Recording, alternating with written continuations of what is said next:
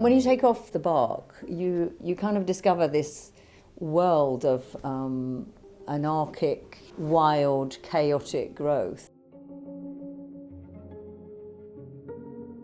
My practice pretty much revolves around only two trees these days, horse chestnut burr and sequoia grown in Britain. They're trees that have been felled due to disease or decay. It's important to me that they were grown here and there has not been a massive carbon footprint to get them here. Wood itself as a material or trees were part of my childhood. I grew up in a very rural part of Wales. So I collected lots of pieces of wood. At school I was interested in woodwork. I wanted to do woodwork, but it was in the days when girls weren't allowed to do woodwork. So I became a teacher, and I think when I was about 35 maybe I retrained as a cabinet maker. And I just became frustrated by the fact that I ended up cutting off what I found to be the most interesting parts of a piece of wood, you know, the kind of woodwormed or decayed or rotting, interesting pieces.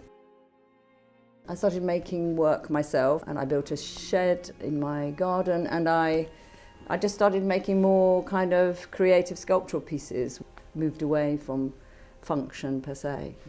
I think creating anything is a constant solving of problems of, you know, how are you going to get off bark that is lodged through a very tiny fissure, but there's bark in there and you can't bleach something if you've left bark in. You know, I've used jewellery tools and dentist tools and wig makers' pins. Some things you discover by accident. When I was working with sequoia the first time, hollowing it out through a very small hole. And when I was holding a gouge and then I have wet sequoia, I realised my hands are black. Sequoia is full of tannin. Tannin and moisture and metal makes black. So then, since then, obviously I've played around with that idea, and I make my own iron solution now with boiling nails or boiling steel wool in vinegar and using those properties of that wood to make new work. The pandemic or COVID was a strange time for me, like everybody else. But in terms of work, I mean, I was working on pieces for my solo show. And so even though it was very strange here, it was also, for me, it was quite a productive time.